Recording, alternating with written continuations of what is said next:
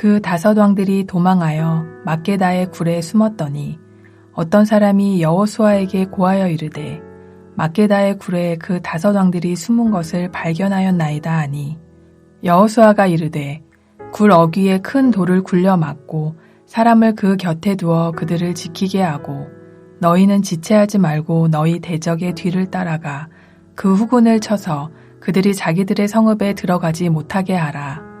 너희 하나님 여호와께서 그들을 너희 손에 넘겨주셨느니라 하고 여호수아와 이스라엘 자손이 그들을 크게 살육하여 거의 멸하였고 그 남은 몇 사람은 견고한 성들로 들어간 고로 모든 백성이 평안히 막게다 진영으로 돌아와 여호수아에게 이르렀더니 혀를 올려 이스라엘 자손을 대적하는 자가 없었더라.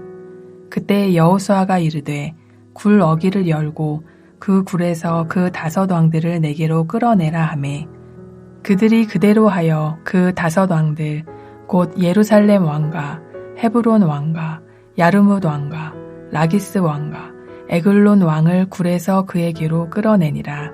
그 왕들을 여호수아에게로 끌어내매 여호수아가 이스라엘 모든 사람을 부르고 자기와 함께 갔던 지휘관들에게 이르되 가까이 와서 이 왕들의 목을 발로 밟으라 하매 그들이 가까이 가서 그들의 목을 밟으매 여호수아가 그들에게 이르되 두려워하지 말며 놀라지 말고 강하고 담대하라.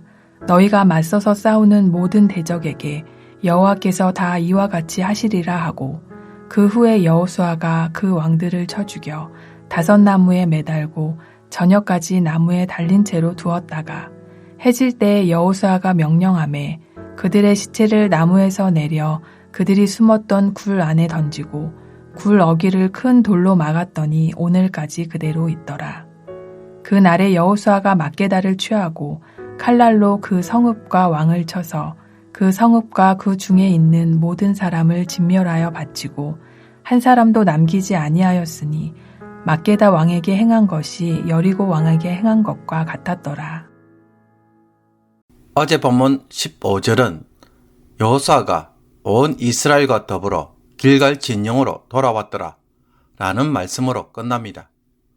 그리고 43절도 여호수아가 온 이스라엘과 더불어 길갈 진영으로 돌아왔더라 라고 말하는 것으로 보아 16절에서 43절까지의 내용은 길갈로 돌아갔다가 다시 와서 치룬 전쟁이 아니라 아모리 족속 남부 연합군을 벳호론에서 아세가 막게다까지 추격한 후 길갈로 돌아오는 과정에서 일어난 사건임을 알 수가 있습니다. 기본에서 크게 패한 남부 연합군의 5 왕들은 도망하여 막게다 굴에 숨습니다. 누군가가 이 사실을 여호수아에게 보고하자 여호수아는 굴 입구를 큰 돌로 막아버린 후 군사들을 곁에 두고 굴을 지키게 합니다. 5 왕은 굴 안에 갇혀 죽음을 기다리는 신세가 되었습니다.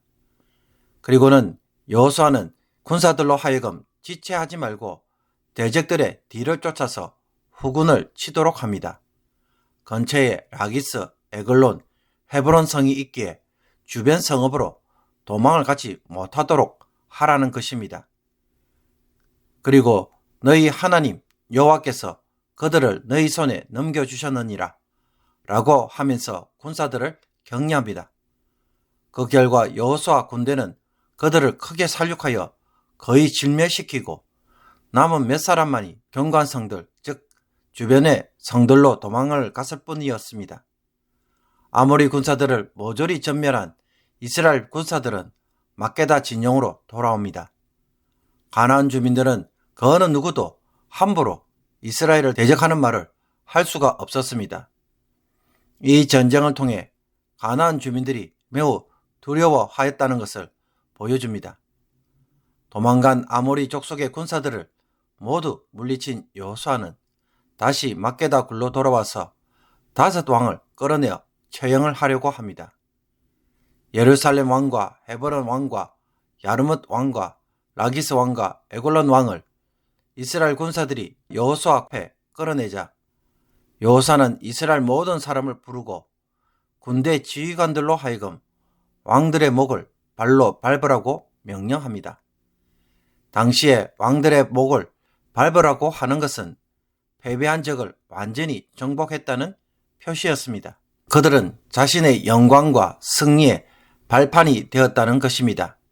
시편 110편을 보면 여호와께서 내 주에게 말씀하시기를 내가 내 원수들로 내 발판이 되게 하기까지 너는 내 오른쪽에 앉아 있으라고 하셨도다 라는 구절이 바로 이 배경입니다. 여호수아의 명령에 따라 군대 지휘관들이 5 왕들의 목을 발로 밟자 여호수아는 두려워하지 말며 놀라지 말고 강하고 담대하라. 너희가 맞서서 싸우는 모든 대적에게 여호와께서 다 이와 같이 하시리라 라고 격려의 말을 합니다. 이후에 있을 모든 전투에서도 하나님이 이와 같이 하실 것이라는 것입니다. 아모리 5 왕에 대한 이런 심판은 이스라엘을 대적하는 모든 가나안 사람들에 대한 심판인 것을 보여줍니다. 여호수아는 아모리 족속 5 왕을 처형하고 나무에 매달아 저녁 때까지 나무에 달린 채 내버려 둡니다. 시체를 나무에 매달려 모든 사람들이 보도록 한 것은 본보기로 삼기 위함입니다. 신명기 21장 23절 끝을 보면 나무에 달린 자는 하나님께 저주를 받았음이니라 라고 하였는데 가나안 왕들은 하나님으로부터 저주를 받은 사람들이었습니다. 해가 진 후에 여호수아는 시체를 내려 그들이 숨었던 막게다 굴 안에 던져놓고 큰 돌로 막아버립니다. 자신들의 피난처여 은신처였던 곳이 무덤이 된 것입니다.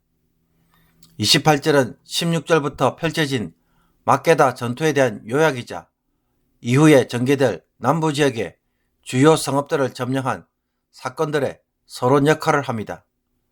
특히 성읍과 왕을 쳐서 그 성읍과 그 중에 있는 모든 사람을 진멸하여 바치고 한 사람도 남기지 아니하였으니 라고 하는 것은 이 전쟁이 진멸하여 하나님께 바치는 것이며 예배의 행위임을 다시 한번 보여줍니다. 결국 이스라엘을 대적하기 위해 아모리 족속의 5 왕이 연합군까지 만들어서 먼저 공격했지만 그들의 시도는 실패로 돌아갑니다. 이스라엘의 입장에서 보면 가나안 남부 지역의 왕들이 때를 지어 이스라엘을 대적한 것과 같았습니다.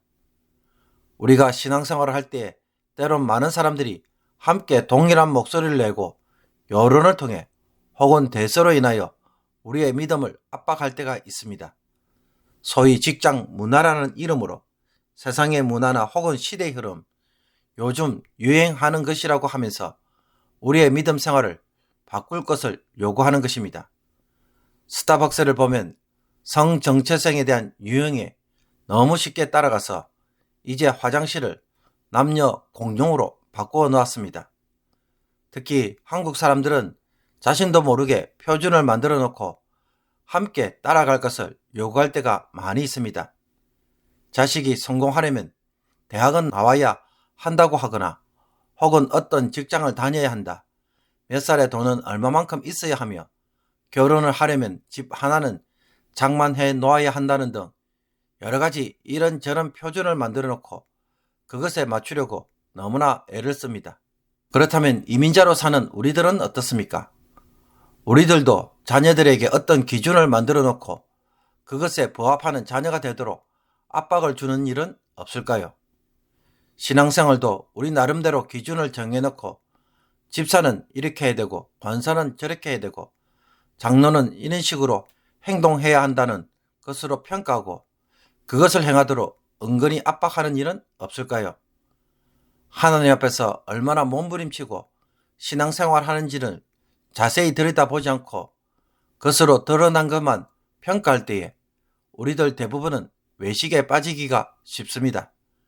그래서 자신들의 죄를 고백하고 그 속에서 그리스도의 은혜를 날마다 사모하는 공동체가 아니라 경건하고 좋은 모습만 드러내려고 하는 것에 바쁜 성도가 될 수 있습니다. 그렇게 되면 신앙생활이 부담이 되고 형식적으로 변하기가 너무나 쉽습니다.